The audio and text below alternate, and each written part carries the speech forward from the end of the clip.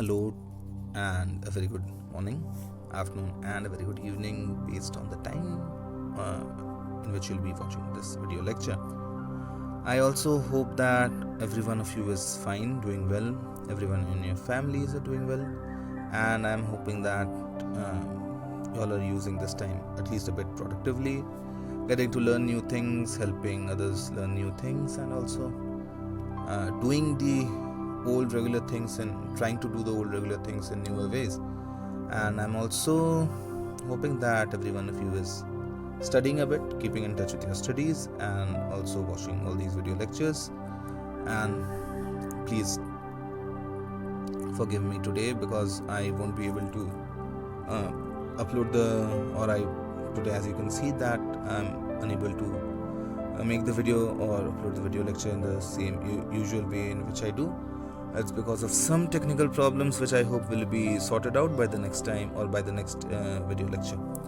So in the previous one, while we were doing the union legislature, so let us just start with the union legislature. In the previous video lecture, I think I had covered the Lok Sabha part, and after that let us see what the chapter has for us. Now as you can see the speaker on the top of the page, and that's in the picture is G.V. Mavalankar or Ganesh V. Mavalankar, who was the first speaker of the Lok Sabha, or was the speaker of the first Lok Sabha. What does actually means is that first Lok Sabha, second Lok Sabha, it is the term of the Lok Sabha. After every 5 years, when the Lok Sabha is a new Lok Sabha, or when the newer members of the party or newer members of the Lok Sabha come in, it is the new Lok Sabha. So right now we are having the 17th Lok Sabha after the elections of 2019, which happened in May. So who is the speaker actually? A speaker, you may think of the speaker as a your class monitor or the class teacher. What does or imagine if there's no class monitor, class teacher in a class. What happens then? A class may become unruly, the class may become talkative, the class may start disturbing other classes in the building or in the school. So what does a monitor or the class teacher do? The class teacher or the monitor keeps control of the class. This is what is the role, or that is the role of the speaker actually. The speaker is there so as to control the proceedings of the house, to see that the members behave themselves in the house. It is because, as you see in the last lecture, as I told, that there are 545 members in the Lok Sabha. Imagine having 545 members in a class without a class monitor or a class teacher, and where all the members or all the people in that class are belonging to different sections of the society, to different or having different language or linguistic backgrounds, coming from different communities, coming from different places, coming from different locations of the country. What kind of a scene would that be in the house or in the class? It will be an unruly scene, where no one will be listening to each other, everyone will be talking, there will be arguments going on. That is why a speaker or a person to control the house is needed. That is the role of the speaker. The speaker of the Lok Sabha is the presiding officer. He or she maintains the decorum, or maintains or looks after the proper functioning of the house. So who is actually the speaker? The speaker is also a member of the Lok Sabha. And the members of the Lok Sabha, after the new Lok Sabha is formed, the members of the Lok Sabha will be electing a member or electing a speaker from amongst themselves, and he or she becomes the new speaker. And all the members, when they take an oath after the elections are done, all the members have to take an oath pledging a loyalty to the Indian Constitution. It is because the Indian Constitution, whatever is happening in India, or whatever happens in India, happens according to the laws which are there in the Constitution. So the members of the parliament also have to work according to the laws which are there, or acts which are there, or whatever is there in the Constitution. That is why all the members of the Lok Sabha have to take an oath that they will be loyal and they will be doing things according to the Constitution, and they take the oath in front or in the presence of the speaker. The speaker supervises the proceedings of Lok Sabha and maintains order and discipline in the house. Next comes the Rajya Sabha. So as I told that the Parliament has three distinct bodies, that is the President, the Lok Sabha and the Rajya Sabha. The Lok Sabha is done. Now we come to the Rajya Sabha. Why is it called the Rajya Sabha or the Council of States? It is called Rajya Sabha or the Council of States because as I was telling, or if you all can recall from the last lecture, I was telling that India is a federal government. Federal means when the powers are distributed between the center and the states. But we have to keep in mind that in our country also and in most other countries, it is the center which has a bit more power than that of the states. And if or most of the laws of the country is made by the Lok Sabha or by the parliament. And if we are talking of the Lok Sabha, it is the Lok Sabha who is in the center. If they make laws based only on the center, then at times it may so happen that the interests or the best interests of the state may not be looked up or may not be looked after. That is why, so as to protect the interests of the state, the members of the Rajya Sabha are there, or the Rajya Sabha is present. The Rajya Sabha looks after the interests of the state and the country as a whole.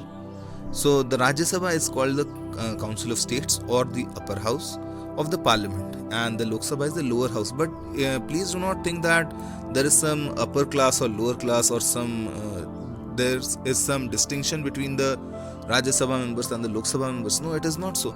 Upper house, lower house, it is so because it came from this upper house and this lower house naming comes or it is with us since the British times. It is a thing of the British times. But right now it is the Council of States, that is the Rajya Sabha, and the Lok Sabha or the House of the People. It is a permanent body and cannot be dissolved, the Rajya Sabha. What it means is that the Lok Sabha, after every 5 years, the Lok Sabha dissolves as in it is not like dissolving in water, dissolves as in the members have to resign automatically, and the Lok Sabha or that Lok Sabha comes to an end, and the newer set of members are elected, or maybe a few members may be re-elected, but everyone is again elected for a fresh 5 years term. That is what happens in the general election or the elections which take place after every 5 years, which took place in May 2019. So that is when the Lok Sabha's term comes to an end and a new Lok Sabha starts.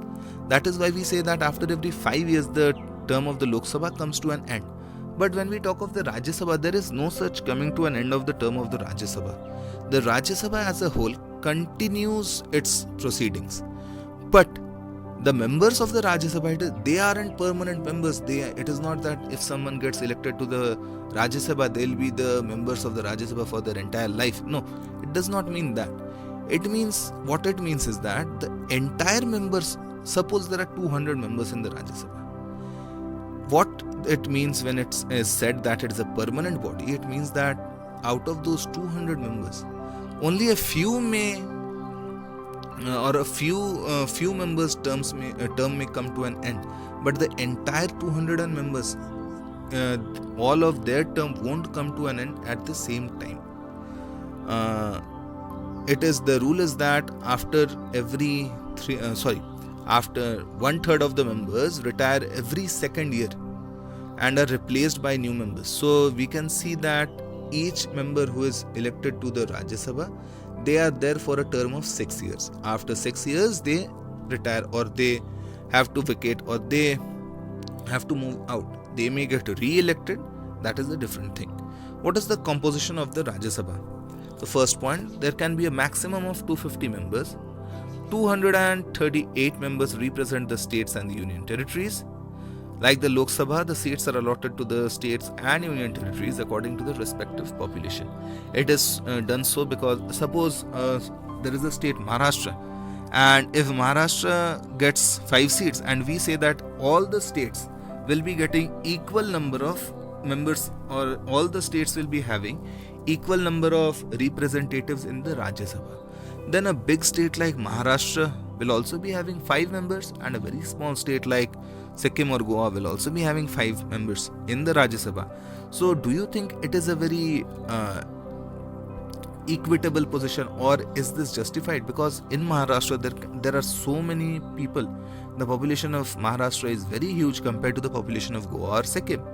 That is why, keeping the number of people residing in a state, or the population of a state, the number of seats in the Rajya Sabha of a particular state is determined, so as to have equality of so as to have proper representation or proportionate representation of members in the Rajya Sabha. Next, like the states, the members of the state legislative assemblies elect the members of the Rajya Sabha. Over here, one thing is to be kept in mind, or you can add one thing: the members of the elected members of the state legislative assemblies. It is only the elected members. Even in the state legislative assemblies, there are a few nominated members nominated by the governor. So those nominated members will not be electing the members of the Rajya Sabha. It is only the elected member of the state legislative assemblies who will be electing the members of the Rajya Sabha. Apart from these, the president nominates 12 members. These are people who have distinguished themselves in fields of art, literature, science and social service. So a few such people, 12 such people, are having specialities and different performing fields like art, literature, science. They are also nominated by the president, and they also sit in the Rajya Sabha. They are also members of the Rajya Sabha. Like we had Sachin Tendulkar, we have Rekha, the actress. They are also members of the Rajya Sabha. Now, one thing is to be kept in mind, that there is a maximum of 250 members in the Rajya Sabha, but at present we have 245 members only. Please add it to it, or keep this in mind, that at present we have 245 members in the Rajya Sabha, of which 12 are nominated by the president, and the remaining, that is 233 members, are elected by the state legislative assemblies. The Vice President is the presiding officer of the Rajya Sabha. He or she is the ex officio chairperson. So, as we have the Speaker, who is the presiding officer of the Lok Sabha, the presiding officer of the Rajya Sabha is the Vice President of India. And it is to be kept in mind that the Vice President of India is not a member of either of the Rajya Sabha or the Lok Sabha. It is because of his position in the Rajya Sabha, it is because of his position in the country that he is the chairperson of the Rajya Sabha, or he is the presiding officer of the Rajya Sabha. Over here, ex officio means because of his position or because of the position someone is having, that is why he is given that post. The term, as we have already discussed, each member is elected for a term of 6 years. 1/3 of the members retire every second year and are replaced by the new members. So, only 1/3 of the members are retiring every second year. Not all of them are going away at the same time, or not all of the members are retiring at the same time. So, you can see over here that it is a permanent house. What is the eligibility for the candidates? The candidates must be citizens of India. They must be 30 years or above of age. Next, people who are in government service, that is people holding office of profit. Office of profit was discussed in the previous lecture. People who are holding office of profit, it will be better if you use the term office of profit. Or those who are insolvent. Insolvent here again means the same thing. Those who are not financially, or those who have been declared financially unstable by the financial institutions, or mentally unsound, are not eligible. So, now we have seen the two different houses of the parliament, that is the Lok Sabha and the Rajya Sabha. Now let us see what are the functions of the parliament. The first function is making laws. That is the most important function of the parliament, and that is why there is the parliament, or the existence of the parliament. Parliament is there so as to make laws for the nation. The parliament is the highest law-making body in our country. It can introduce new laws as well as change the old ones. It is because why do we need to change the old laws? Because suppose some law which was made when the country, or when the Constitution of India was being drafted way back in the 1940s. So a law which was there in the 1940s may not have that kind of, or the law of 1940 may not be applicable to the people of India of 2020. That is why the laws have to be changed from time to time so as to keep up with the times in which we are living. That is why the parliament can make new laws. It can also change or amend the word or the word in the constitution for changing the laws is amend. So the parliament can make new laws as well as amend the older ones. Every law must have the sanction of the parliament. So whichever law is there in the country or whichever law is being followed by the country has to be sanctioned by the parliament or has to be endorsed by the parliament, or it is the parliament which has to pass that law. Now how does a law or how does something become a law? What actually happens is that a member first introduces the draft of the law, draft as in the rough of the law, as a bill, in the form of a bill. So before a law becomes an act, it is a bill. So the law is first introduced in the form of a bill. A bill is the draft of a proposed law. A bill becomes an act only when the parliament, both the Rajya Sabha and the Lok Sabha, passes it, and the same is signed by the President of India. Let me now tell you about how the bills, what is the life of a bill. What actually happens is, first a bill may originate in either the Lok Sabha or the Rajya Sabha. So we are not talking of money bills now. We'll be coming to that later. Let us first talk only of ordinary bills. Ordinary bills can originate in either of the houses. Any member of the Lok Sabha or the Rajya Sabha can introduce it in his or her house. So suppose a member, let us take a bill which is being raised by or which is being introduced by a member of the Lok Sabha. So a member of the Lok Sabha is introducing a bill. What happens next is that the bill has to be accepted by the speaker, and then the speaker will be allotting time for discussion on that bill. Once there are discussions on the bill, once all the members of the Lok Sabha are participating in the discussion and discussing about the bill and looking at the different aspects of the bill, then they may also, or the different members may also suggest some changes to the bill or amendments to the bill. And after such necessary discussions and changes or amendments, the bill is brought to vote, or there is a voting for passing the bill. A vote is required because, as you know, the members of the parliament are representing the entire nation indirectly. So if or a majority is required or voting is required, because if any bill or an act is passed, it has to be with the majority of the members of the parliament, because if there is no majority, it means that most of the people of India will also not be for that bill, because the members of the parliament are the ones who are representing us or the people of India. So if there is a majority, it means that it is in accordance with the will or with the agreement of the people of India. That is why there is always a majority which is required. So there has to be a majority, and the bill which we were talking about, after it has been discussed in the Lok Sabha, after the changes has been introduced, then there is a debate. After the debate has been concluded, then there is voting on that bill. If suppose the bill passes the vote, or the bill is passed by the majority vote, then the bill is passed by the Lok Sabha, and the bill now goes to the Rajya Sabha. After it goes to the Rajya Sabha, the similar procedures takes place. In the Rajya Sabha, there will be discussion, there will be debates on the bill. The Rajya Sabha may propose some changes in the bill, and the bill may be sent back to the Lok Sabha. The Lok Sabha, after looking at those changes which the Rajya Sabha has suggested, will again send it back to the Rajya Sabha with the changes or without the changes. Then the Rajya Sabha will be voting on the bill, same as it was with the Lok Sabha. After the Rajya Sabha votes on the bill, and if the Rajya Sabha also passes the bill, then what happens is the bill goes to the President.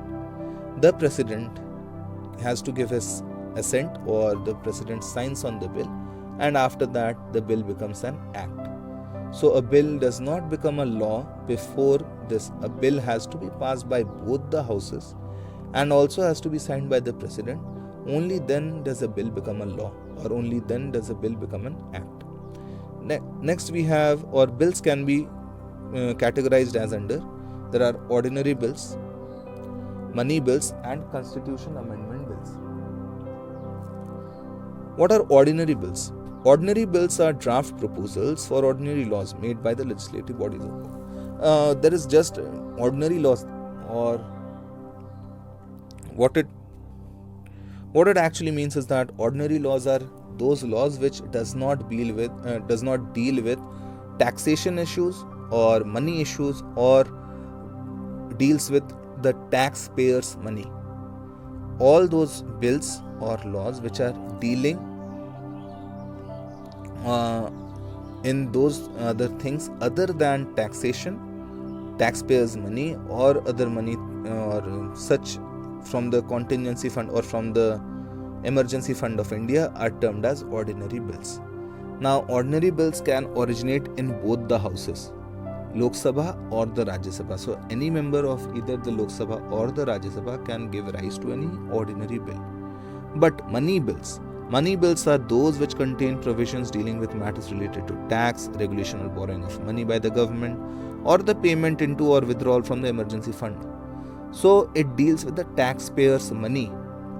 When taxpayers' money, you have to keep in mind, what does the Lok Sabha, what was another name for the Lok Sabha? It was the House of the People. And what is the other name of the Rajya Sabha? That is the Council of the States. House of the People. So when we are talking of the taxpayers' money, who do you think will be having the right to discuss on the taxpayers' money or make laws on the taxpayers' money? It is the House of the People, because it is the Lok Sabha which is representing the people. So if any law is being made which will be dealing with the taxpayers' money, then who is to make or who is to be talking or making that law? It will be the Lok Sabha. Now, because it is the taxpayers' money and because it is the Lok Sabha which is representing the people or the taxpayers, the people or the taxpayers, that is why it is only the Lok Sabha which is empowered by the Constitution to deal with all the issues which involve tax, regulation or borrowing of money. I hope it is now clear that why it is only the Lok Sabha which deals with money bills.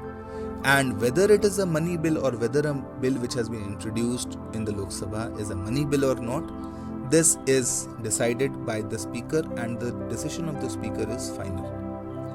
So, next we have the Constitution Amendment Bills. A Constitution Amendment Bill, again, it can be introduced in either House of the Parliament, either in the Lok Sabha or the Rajya Sabha. Constitution Amendment Bill is nothing but a bill which decides or which aims to change some article or provisions of the Constitution or amend some article or provisions of the Constitution. What are the financial control of the Parliament? Now, we have to keep in mind, as I was telling in the previous lecture, that the executive, that is the Prime Minister and the Council of Ministers, are part of the Parliament, or they are the executive in India is a part of the legislature. So the Parliament controls the finances of the government. The government presents the budget. The budget is nothing but the annual receipt and the annual expenditure estimate of the government. What it means is that the amount of money which the government received in the previous year and the amount of money which the government spent in the previous year, and an estimate of how much money the government will be receiving in the current year and how much expenditure there is going to be for the government in the current year. All that is written down in the budget. The budget is also called the annual financial statement of the government. It shows the income of the government and how it will be spent. The Parliament has the right to suggest changes. So it is the Parliament, it is the budget. The budget will be dealing with the country's economy, and as the Parliament is there representing the people of India, so the Parliament may suggest some changes to the budget. It may ask for some changes to the different expenditure estimates of the government, and at times the Lok Sabha also has the power to reject the budget completely. What happens is that after a budget is introduced, you may have seen in the television, or you may have seen your parents very excited before the day or on the day the budget is introduced by the government. So when the government introduces the budget, it is introduced in the Parliament by the Finance Minister of India. So when the Finance Minister introduces the budget, after the budget has been introduced, there is now discussion which will be happening on that budget. There will be debates on that budget. the members of the parliament for a week or 2 weeks. It is called the budget session of the parliament. So during that session of the parliament, the government or the parliament will be discussing, debating upon the different sections of that budget, on how the government will be spending, on how the government will be receiving money. All that will be debated upon. After the debate, the budget will be put to vote, or there will be a voting on the budget. If the budget, and or more or less it is the same, that the budget has to get passed, the budget does get passed. But it may also happen that if the Lok Sabha or members of the Lok Sabha do not, or there is no majority, or the majority of the people do not vote for passing the budget, then the budget gets rejected completely. So this may also happen. Next, control over the executive. Now the parliament keeps a check on the ministers and their work. So what actually happens over here is that the members of the parliament, they can question the government on some of its policies, on some of the actions which the government is taking, or on some of the occurrences or happenings which is happening in the country. These are some of the ways by which the parliament can keep a check on the government. This is very important in a democracy, because if it is not there, then the government can do anything without any fear of being questioned. That is why the parliament keeps a check on the, or control over the executive, so as the executive does not use its power. Executive means over here the Prime Minister and the Council of Ministers. So the executive does not use its power indiscriminately. And a few things are there. If at times there are cases of vote of no confidence, what it actually means over here is that after every Lok Sabha, keep in mind, let us discuss on this vote of no confidence a bit elaborately. After every Lok Sabha election is there, the majority, or the party which gets the majority, or the party which gets the maximum number of members, or which is having the maximum number of members in the Lok Sabha, they usually form the government. If there is no one, or not a single party, or no single party which is getting the majority, then a few parties may come together and form a coalition government, and the government is formed. What may happen is that if due to some reason the government does not, or the government is not performing satisfactorily, or the actions of the government is not in accordance with the needs of the people, aspirations of the people, then the members of the parliament can raise a vote of no confidence, or they can call for a vote of no confidence. What it means is that there will be another majority test for the government.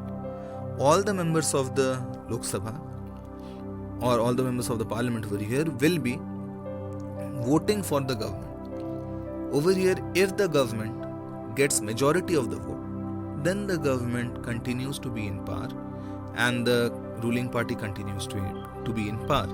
But if by some reason, if it has been performing unsatisfactorily, and a few members of its own party, of the party which is in power, few of its own members vote against the government, and the government does not get the majority in the vote of no confidence, then the government has to resign and a new government is formed. So these are some of the ways by which the parliament keeps control over the executive. So the executive will not be doing something indiscriminately, or will not be doing something so as to hurt the sentiments of the nation, because it knows that there may be a vote of no confidence against it. Some judicial functions of the parliament has the power to remove the President and the Vice President of India from their office, as well as the judge of the Supreme Courts and the High Court, if they violate the Constitution or misuse their authority. More on this will be there in the upcoming chapters. So this is one judicial function of the parliament, and this process is called impeachment. What are the constitutional functions or constituent functions? The parliament can amend, that is change, or repeal. Repeal means to completely remove a law or completely remove any provision or article from the constitution. It can make amendments to the constitution by a simple majority, that is majority of more than 50% of the members present and voting. So there are a few things in the constitution which requires simple majority. The simple provisions are there, which does not require a special majority. But if for some amendments or some very important sections of the parliament, a special majority will be required, This special majority is also, it means that has to be that amendment has to have the vote of 2/3 members of the parliament. 2/3 of the members. That is not a simple majority. Simple majority means half. Over here, the special majority is the 2/3 members. International treaties, trade agreements, and declarations of war also need the approval of the parliament. So these are also the functions of the parliament. Parliament acts as an organ of information. Members of parliament can ask for any information except those which may compromise the security of the country. So members of parliament can ask from the government, and the ministers certain or may ask from those ministers information regarding certain specific things, and the government has to answer, or the minister has to provide with such information if those information, or until and unless those information may compromise the security of the country. In that case, those information may not be provided openly or publicly. Thus, the parliament is not just a law-making body, it has numerous other responsibilities. It keeps a check on the government and ensures the welfare of the people. Over here we have the state government. The state government in the states, there's the legislature again, the executive and the judiciary. The legislature in most of the states, there is only one, the legislature has only one house, that is the Legislative Assembly or the Vidhan Parishad. In a few states which are having a larger amount of population or larger number of people or larger population, there may be the second house, that is the Legislative Council or the Vidhan Sabha. Next we have the executive, which the head of the executive is the governor, led by the or after that we have the chief minister, then the council of ministers and the civil servants, and in the judiciary we have the higher courts and the lower courts. The state legislature, as I had already told, there are unicameral and the bicameral legislatures, and in a few states which may be having larger population, there is bicameral legislature, and in a few states there is unicameral, or in most of the states there is only unicameral legislature. Over here, the parts of the state legislature, they pass law according to the requirement on the subjects that are included in the state list. Very important over here. There are 3 lists according to the Constitution of India. There is the union list, there is the state list, and there is the concurrent list. The subjects, each list has different subjects on which laws can be made.